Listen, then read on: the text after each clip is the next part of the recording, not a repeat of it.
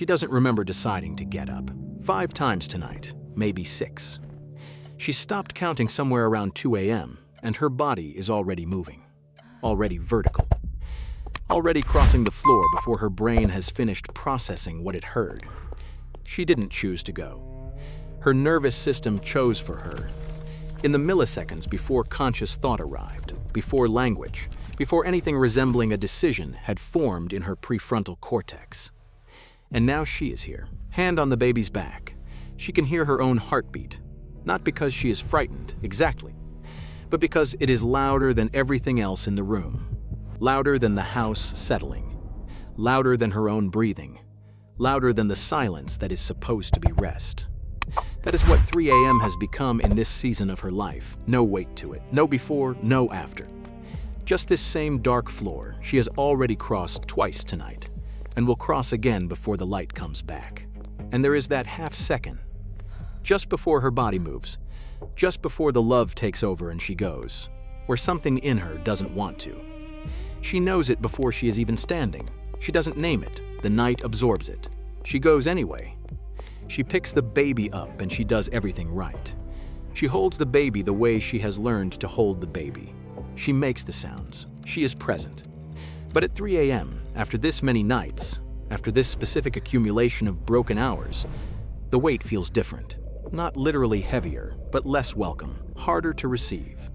And the shame arrives before the observation even fully forms.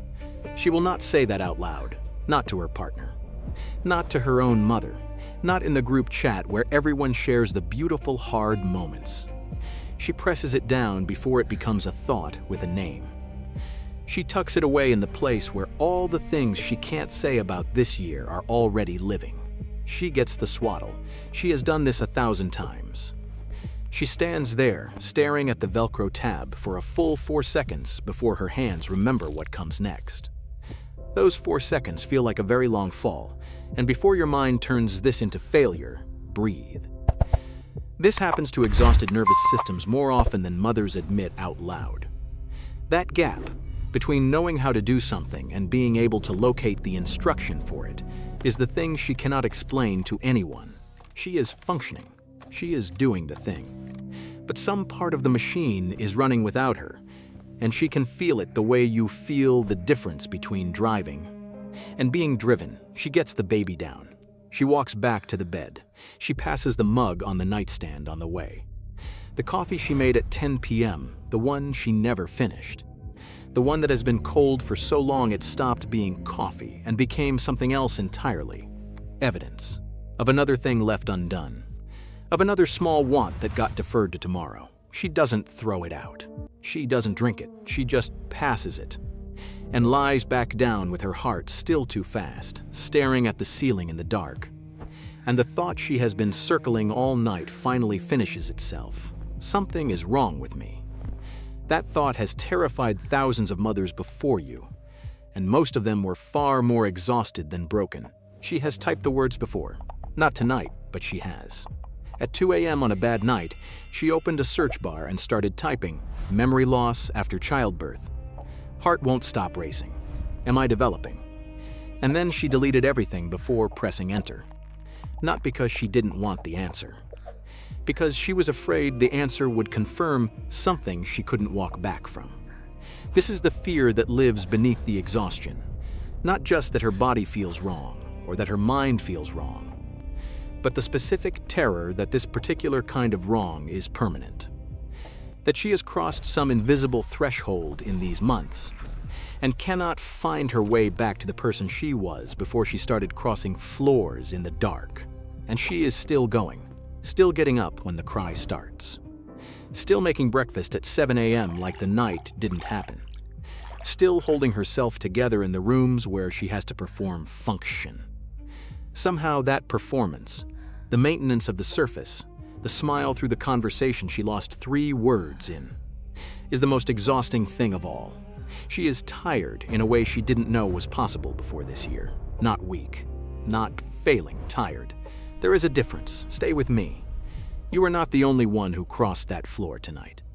Right now, in the dark, in houses you will never see, in cities you will never visit, There are women lying exactly where you are lying, staring at exactly the ceiling you are staring at, carrying exactly the thought you are carrying and refusing to say it out loud.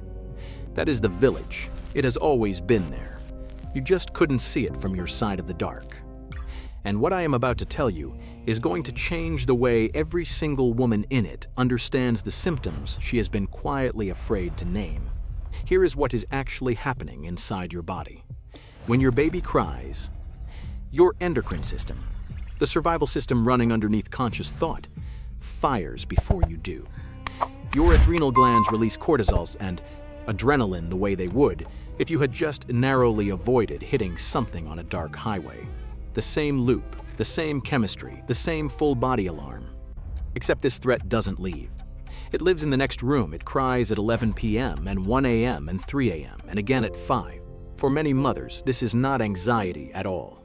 This is evolution doing exactly what it was built to do. Each waking can reactivate the body's stress response cycle. And because the trigger is never absent, the alarm never fully clears. For many mothers, that racing heart after lying back down is not danger at all. It is a nervous system still running at full alert after repeated waking cycles. Your body has not fully received the signal that the emergency is over yet. That is why your heart doesn't slow when you return to bed. Not because something in you is breaking. Because the biology running the alert doesn't know yet that the threat has passed. She didn't choose this. Her nervous system chose for her. And somewhere underneath the exhaustion, underneath the racing heart and the cold sweat and the ceiling she keeps staring at, there is a very quiet fury. About being commandeered by something inside her own body. The anger has no direction. It can't be aimed at the baby. It can't be aimed at her partner. So it just lives in her chest alongside the cortisol. Now here is what explains the fog, the 4-second blank in front of the Velcro tab. The sentence she lost before she could finish it. The name that disappeared when she needed it. Your prefrontal cortex, the most metabolically expensive region your brain runs, is the first thing rationed when sleep is fragmented past a certain threshold. Not because it is malfunctioning, because your brain made a choice. It looked at its available resources and decided, shut down everything costly, redirect everything essential. Complex reasoning, downgraded. That is the sentence you lost 3 words in. Working memory, reduced. That is the name that disappeared when you needed it. Executive function, restricted. That is the 4-second blank in front of the Velcro tab, not because the brain broke, because it chose. It looked at everything it had left, and it chose. What your brain did not shut down is the part that hears a cry and moves, the part that holds vigil through the night, the part that distinguishes, without calculation, between real distress and settling noise. That part stays fully lit, always. Even exhausted, your brain is still protecting what matters most. The word she has been carrying, the one she won't say aloud, sounds something like dementia. Not because she truly believes it, but because exhaustion can imitate decline in terrifying ways. She has smiled through conversations she could barely track, and privately, she wondered if something irreversible was beginning. The mask is heavier than the fog. She has been wearing both. What the science is saying, clearly, without apology, is that her brain did not lose those words. It traded them. Complex language for primitive vigilance. The hardest trade available, made silently, every single night, so that she could keep going. The racing heart and the vanishing memory are not 2 problems. They are one answer. When sleep keeps breaking apart night after night, the brain begins conserving energy for survival tasks first. That is why language feels slower, why memory flickers, why your body stays alert even after the room is quiet again. Not because you are failing, because your nervous system is prioritizing vigilance over recovery. Her brain is not broken, it adapted, and adaptation is exhausting. Every payment was made quietly, in fragments, in unfinished sentences, and all of it went toward keeping another human being alive through the dark. That is not weakness, it is biology. Breathe. That is one of the most demanding biological adaptations the human nervous system can sustain. And your body has been making it every single night, without being asked, without being thanked. Without anyone in that house knowing the full cost of what it took to keep the lights on, she did not disappear in these months. Her nervous system shifted priorities. And somewhere in the body, in the place between the shoulders where the tension has been living, something begins to let go. Drop your shoulders, unclench your jaw, feel where it was. Feel that it was there the whole time without you noticing. That is what carrying this without a name does to a body. Sometimes the body relaxes the moment the fear finally gets a name, and the truth, spoken clearly at last, is enough. Turn off the noise that says a good mother is a cognitively flawless one. That noise is lying to you.